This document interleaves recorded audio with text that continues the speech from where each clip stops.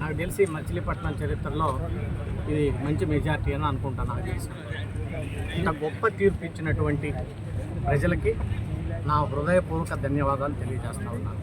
అదే రకంగా నాకు బీ ఫారం ఇచ్చి ధైర్యం చెప్పి పోయి పోటీ చేయమన్నటువంటి మా పార్టీ అధ్యక్షులు పవన్ కళ్యాణ్ గారికి కూడా నేను హృదయపూర్వకంగా ఆయనకు కూడా నేను ధన్యవాదాలు తెలియజేస్తా ఉన్నాను.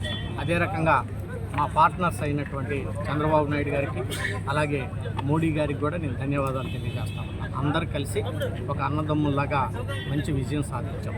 మచిలీపట్నానికి సంబంధించి అనేక సమస్యలు ఉన్నాయి. మరి డాక్టర్ భోగరాజు పట్టాభి సీతారామయ్య గారి భవనం నిర్మించడం తినవండి, మెడికల్ కళాశాలని చక్కగా తీర్చిదిద్దేటువంటి విషయంలో ఏంటండి, అడిషనల్ రిక్వైర్మెంట్ విషయంలో అయితేనేవ్వండి, పోర్టుని త్వరితగతంగా పూర్తి చేసి దాన్ని మరి ఇండస్ట్రియల్ హబ్గా పక్కన తయారు చేసి అనేక మందికి స్థానికంగా ఉద్యోగాలు ఇచ్చేటువంటి విషయంలో అయితేనేవ్వండి, మరి ఈరోజు మెడికల్ కళాశాలకి మనకి 3 రంగుల జెండా ఆర్కిటెక్ట్ అయినటువంటి పింగళ వెంకయ్య గారి పేరును పెడతాను తప్పకుండా. దానికి అది నేను మొదటి నుంచి చెప్తానే ఉన్నాను. ఆ పేరు పెట్టి మచిలీపట్నానికి నేను గౌరవం తీసుకొస్తాను. అది నేను ఇంతకుముందు ట్రై చేద్దాం. ఇక్కడ శాసనసభ్యుడు దాన్ని పడినది.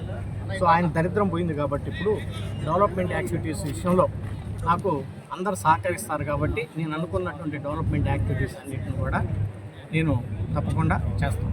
ఈరోజు నాకేదో 2,20,000 మెజార్టీ, అలాగే కొల్లి రవీంద్ర గారికి అసెంబ్లీకి ఇది 50,000 మెజార్టీ వచ్చిందని మేము గర్వంతో మేము మాట్లాడాల్సినటువంటి అవసరం లేదు.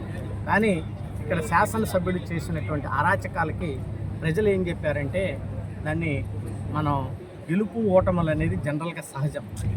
ప్రజలు తరిమి కొట్టారు ఇంత మెజారిటీ. దాన్ని ఎందుకు ఈ రకంగా చేశారనేది వాళ్ళని ఆత్మ పరిశీలన చేసుకోవాలి. ప్రజలకు అనుగుణంగా వాళ్ళ మనసులో ఏదైతే ఉందో అందరినీ కలుపుకొని పోయి అందరినీ మరి నేను తప్పకుండా ఈ నియోజకవర్గాన్ని డెవలప్ చేస్తాను.